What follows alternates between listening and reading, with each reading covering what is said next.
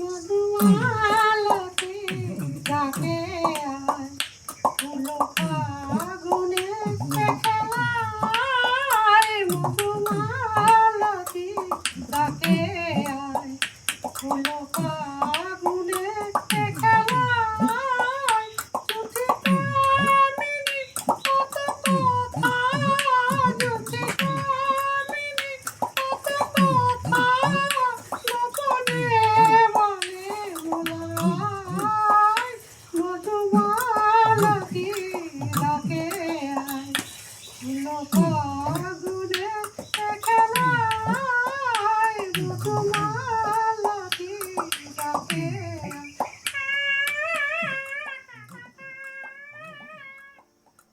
গ্রামগঞ্জের আনাচে কানাচে যে বহু বিরল প্রতিভারা লুকিয়ে রয়েছেন সে কথা বারে বারে প্রমাণ মেলে, আর এই কথা আবারও একবার প্রমাণ হলো। আজ তাক বাংলার ক্যামেরায় উঠে এলো সেরকমই দুই বিরল প্রতিভার অধিকারী মানুষের। জিয়া আলম নাকেই সুরের মূর্ছনা, আর অরিজিৎ ঘোষ মুখের শব্দের সাহায্যে তবলার অনবদ্য মাদকতা বিস্তারে ক্ষণিকেই মোহিত করতে পারেন মানুষের হৃদয়। নাকের সুরে সন্ধ্যা মুখোপাধ্যায়ের কালজয়ী গান আর মুখের শব্দের তবলার অনবদ্য মাদকতায় মাতিয়ে দিতে পারেন বহু মানুষকে। এমনই বিরল দুই প্রতিভার অধিকারী জিয়া আলম এবং অরিজিৎ ঘোষ। উভয়ের বয়স 52 এবং 56 বছর।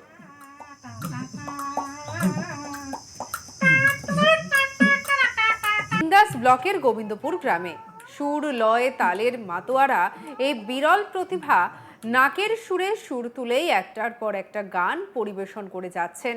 আর দেখতেই পাচ্ছেন সেই ছবি, জিয়া আলমকে দেখতে পাচ্ছেন, আর অন্যদিকে মুখে তবলায় মাদকতা বিস্তার করে যাচ্ছেন অরিজিৎ ঘোষ। মন্ত্রমুগ্ধ শ্রোতারা, আর হবে নাই বা কেন? এমন অদ্ভুত জলসার আসর প্রায় বিরল।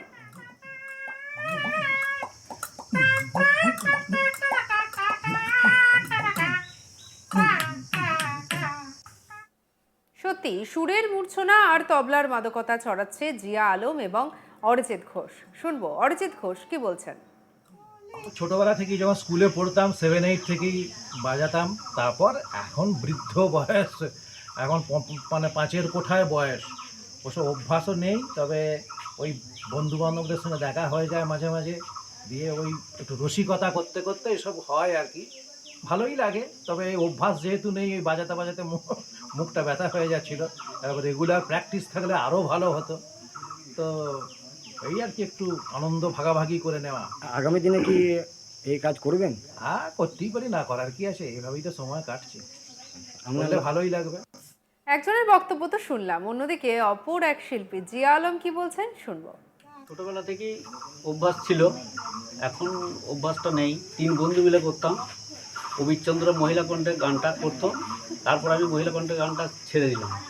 প্রথম আমি মহিলা কণ্ঠেই গান করতাম, তারপর ও করার পর আমি ছেড়ে দিই। আর অরিজিৎ ঘোষও মুখে তবলা বাজাতো, আমি নাকে সাহায্যে মিউজিকটা দিতাম।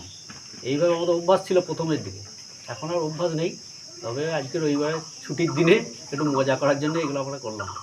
যদি ভুল ত্রুটি হয় তাহলে নিজেগুলো ক্ষমা করবেন। আগামী দিনে কি আপনি করবেন এসব? হ্যাঁ, আমরা ছুটির দিন হলে ছুটিয়ে আনন্দ করার জন্য করব, বা কেউ যদি আনন্দ পায় তাহলে আমাদের ভালো লাগবে। এই খবরটা ভালো লেগে থাকলে অবশ্যই লাইক করুন আর সাবস্ক্রাইব করুন আজ তাক বাংলার ইউটিউব চ্যানেলকে। আর অবশ্যই আপনার বন্ধুদের সঙ্গে শেয়ার করে নিন, প্রেস করুন বেল বাটন। দেখতে থাকুন।